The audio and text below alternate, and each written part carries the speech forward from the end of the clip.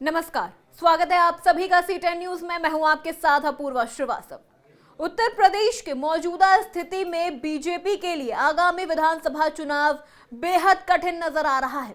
इसी कारण पीएम नरेंद्र मोदी ने चुनावी कमान सूबे के मुखिया योगी आदित्यनाथ के बजाय अपने हाथों में अभी से ले ली है। वो अभी से जिस तरह चुनावी अभियान में जुटे हैं, उससे साफ है कि वो भी हाल की जमीनी हालत से चिंतित हैं। इन दिनों पीएम मोदी लगातार उत्तर प्रदेश के दौरे पर हैं। कभी लखनऊ तो कभी काशी तो कभी अयोध्या। बात भी कुछ ऐसी ही है कि आए दिन पीएम को प्रदेश का रुख करना पड़ रहा है। यूपी कोई मामूली प्रदेश नहीं है। यहाँ लोकसभा की 80 सीटें हैं और राजनीति में कहा जाता है कि जिसने उत्तर प्रदेश जीता समझो उसने देश जीता।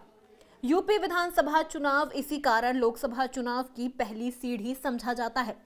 करीब 3 माह बाद होने वाले विधानसभा चुनाव में पीएम मोदी की रुचि स्वाभाविक है, क्योंकि पीएम मोदी हर प्रदेश का चुनाव अपने कंधे पर ले लेते हैं। लेकिन यूपी चुनाव में पीएम नरेंद्र मोदी की रुचि पिछले चुनावों से कुछ अधिक ही नजर आ रही है। चुनाव की घोषणा से पहले ही प्रधानमंत्री का यूपी में जाना बीजेपी के लिए कुछ अच्छे संकेत नहीं दे रहा है।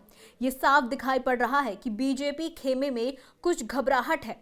इस घबराहट का कारण है कि प्रदेश के मुख्यमंत्री योगी आदित्यनाथ जनता में काफी लोकप्रिय नहीं है। पिछले 4.5 सालों में प्रदेश में ऐसी कितनी घटनाएं हुई जिसकी चर्चा पूरे देश में है। हाथरस में दलित लड़की के रेप को कोई भूला नहीं है। फिर कानपुर के दबंग विकास दुबे को पुलिस ने जिस प्रकार एनकाउंटर में मारा, उससे प्रदेश का ब्राह्मण वर्ग प्रसन्न नहीं है। योगी सरकार के प्रशासन पर यह भी इल्जाम लग रहा है कि उनके शासनकाल में प्रदेश में खुला ठाकुरवाद चल रहा है। वहीं पीएम मोदी के बार बार यूपी दौरे को लेकर विपक्ष भी बीजेपी पर हमलावर रहती है। कांग्रेस ने बीजेपी पर तंज कसते हुए कहा कि ये डबल इंजन की सरकार प्रदेश में गरीबी को बढ़ा रही है, इसलिए प्रदेश में आने वाले चुनावी नतीजे बीजेपी को सत्ता से बेदखल कर देगी। देखिए, सवाल केवल योगी का नहीं है, उनकी कॉपी तो खुद भारत सरकार जांच रही है। ये कहते हैं डबल इंजन की सरकार है। नीति आयोग की ताज़ा रिपोर्ट ये कह रही है कि उत्तर प्रदेश देश के सबसे गरीब प्रदेशों में जो लिस्ट है उसमें तीसरे नंबर पे है, नीचे से। मतलब आप ये सोचिए कि समृद्धि के मामले में। इसके अलावा जहाँ इनकी ट्रिपल इंजन की सरकार है, बिहार, वो देश का सबसे ज़्यादा गरीब प्रदेश है। आप एनसीआरबी के आंकड़े देख लीजिए, अपराध में, हत्या में, इस तरह के जितनी महिलाओं के खिलाफ हिंसा में नंबर 1 है उत्तर प्रदेश। अभी मानवाधिकार उल्लंघन का प्रश्न आया, केंद्र सरकार ने खुद बताया किस तरह से संसद में कि 40% देश में जितने मानवाधिकार उल्लंघन के मामले हैं सबसे ज़्यादा उत्तर प्रदेश में है। सवाल है, इनकी कॉपी तो खुद जची हुई, इनके नंबर सामने है। फिसड्डी ये साबित हुई है सरकार। कोरोना काल में ऑक्सीजन के एक सिलेंडर के बिना तड़प तड़प के उत्तर प्रदेश के लाखों लोगों की जान गई, और ये विधानसभा में कहते हैं कि एक भी व्यक्ति की जान ऑक्सीजन के अभाव में नहीं गई है। ये योगी सरकार का बेशर्मी भरा बयान है, आधिकारिक बयान है।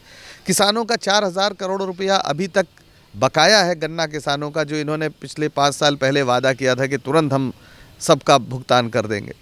नौजवान परेशान है, बेरोजगार लाठियाँ खा रहा है। आशा बहुएं आती हैं, अपना हक मांगने जाती हैं योगी जी के पास, उनको पुलिस लाठियों से पीटती है।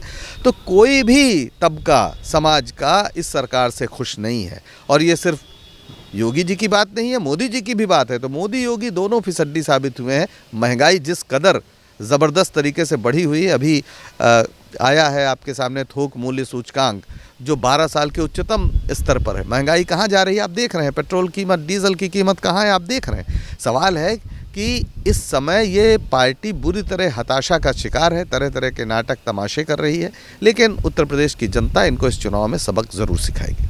वहीं दूसरी तरफ विपक्ष के तीखे बयान के बाद बीजेपी बचाव में नजर आ रही है।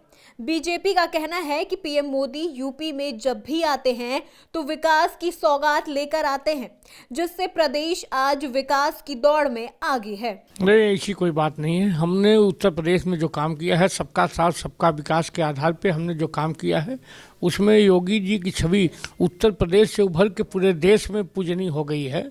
ये सरासर निराधार आरोप है। और योगी जी उत्तर प्रदेश में ही नहीं, बाहर भी योगी जी को लोग चाहने वाले लोग हो गए हैं, जो कि उत्तर प्रदेश अब एक मॉडल के रूप में उभरा है। उसी मॉडल पे हम निश्चित तौर पे सरकार में आएंगे। मोदी जी का आना होता है तो मोदी जी सौगात लेके आते हैं, अनेकों सौगात। उत्तर प्रदेश जो हंसी का पात्र था, उत्तर प्रदेश में अति पिछड़ा प्रदेश माना जाता था, आज उत्तर प्रदेश विकास की दौड़ में अग्रणी है। ये मोदी जी और योगी जी की जोड़ी की ही देन है। पीएम नरेंद्र मोदी धर्म के साथ साथ डेवलपमेंट का भी तड़का लगाते हैं, जिसके लिए जेवर एयरपोर्ट से लेकर हर क्षेत्र में एक्सप्रेसवे निर्माण का शिलान्यास किया जा रहा है।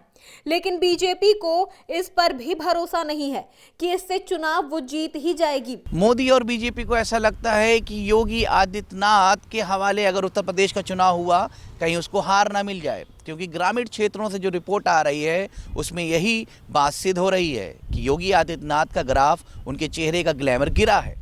इसलिए मोदी मुसलसल यूपी में आ रहे हैं, कई योजनाओं का लोकार्पण कर रहे हैं और कई दौरे आगे चल के भी उनके लगे हैं। मोदी चुनाव की कमान यूपी की अपने हाथ में लिए हुए हैं और वो पीछे हटते हुए नजर नहीं आ रहे हैं, क्योंकि आगामी 2022 का चुनाव दहलीज पर है और मोदी किसी भी इम्कानात से यूपी का चुनाव हारना नहीं चाहते, क्योंकि यूपी के रास्ते से ही दिल्ली की सत्ता हासिल होती है।